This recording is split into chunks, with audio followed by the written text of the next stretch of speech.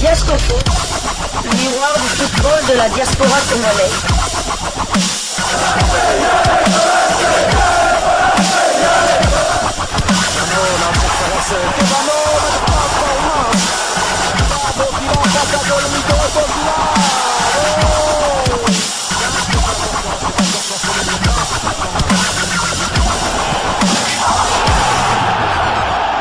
Diascofoot, le miroir du football de la diaspora congolaise.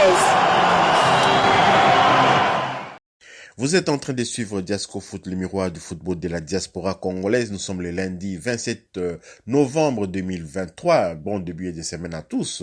Nous allons commencer cette livraison de Diascofoot par une information concernant la RDC, les Léopards de la RDC. Bien entendu, la RDC pourrait récupérer les 3 points perdus à Benghazi en Libye contre le Soudan si la plainte déposée à l'issue du temps réglementaire contre le Soudan pour l'utilisation d'un binational soudano-finlandais aboutit.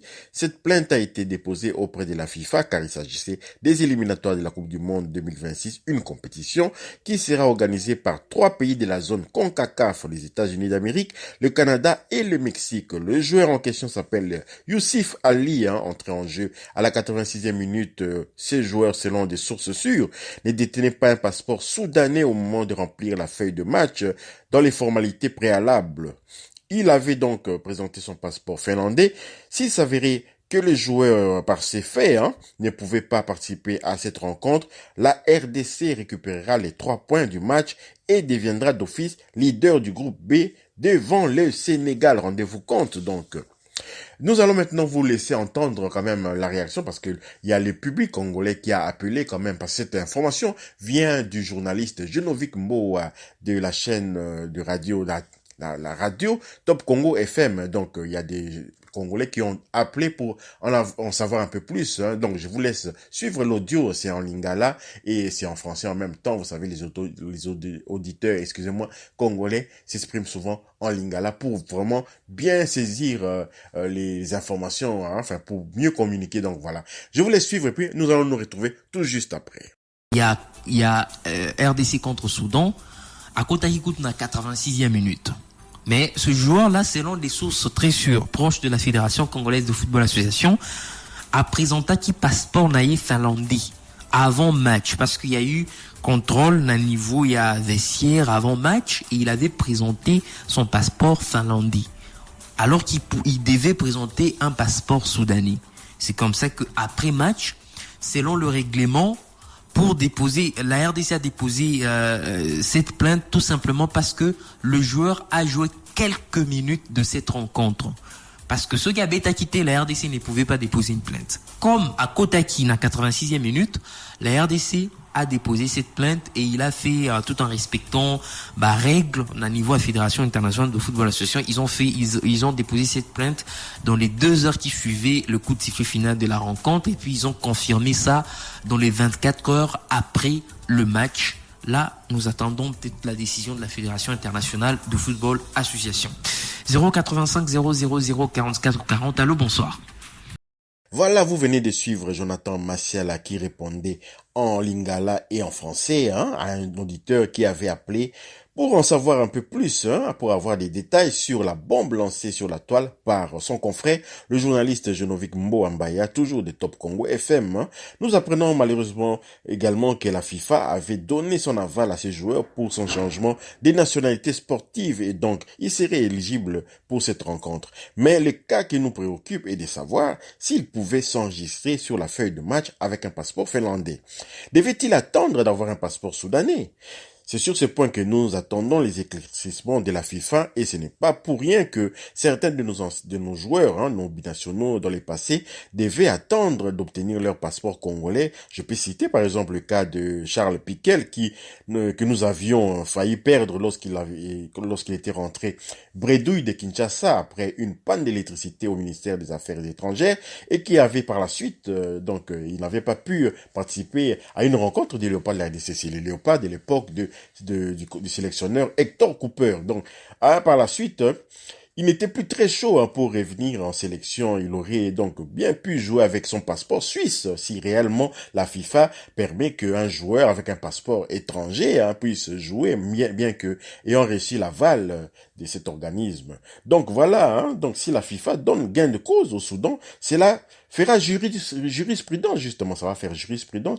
Et donc, dans le futur, un joueur ayant obtenu le feu vert de la FIFA pourrait jouer pour son nouveau pays avec un passeport d'un pays qui n'est pas concerné par la rencontre.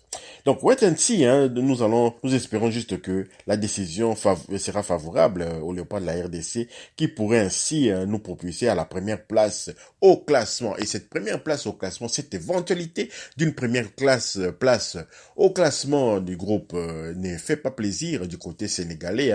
Je vais vous faire la lecture de ce qui a été posté sur un site sénégalais qui ont suivi également le fait, cette plainte déposée par les Léopards de la RDC. Les Sénégalais ont réagi à travers quand même leur site, Sénésport. Donc voilà, sénésport.com. Ils ont réagi, ils ont dit, ils se sont vraiment acharnés sur Véron Mosengo, qui est un Congolais d'origine, qui travaille au sein de la FIFA. Donc voilà, il a été vraiment, si je peux dire, accusé, par les Sénégalais de vouloir encore obtenir une victoire sur tapis vert après ce que la RDC avait obtenu contre la Mauritanie. Mais c'est vraiment triste, parce que contre la Mauritanie, sérieusement, si un joueur n'est pas éligible, et d'autant plus que ces joueurs-là qui n'étaient pas éligibles étaient d'origine quand même sénégalaise, des Sénégalais qui jouent pour l'équipe nationale de Mauritanie, on doit se taire, on doit rien dire parce qu'on a fait match sur les terrains, ce n'est pas normal. Et donc les Sénégalais doivent attendre la décision de la FIFA. Si la décision de la FIFA donne gain de cause à la RDC, cela voudrait tout simplement dire que la RDC avait raison de porter plainte, et les Sénégal, dans le futur, pourraient aussi bénéficier d'une telle mesure. C'est à eux d'être attentifs lorsqu'il y a un match de football, de savoir si l'adversaire n'utilise pas des joueurs qui ne sont pas éligibles. Voilà.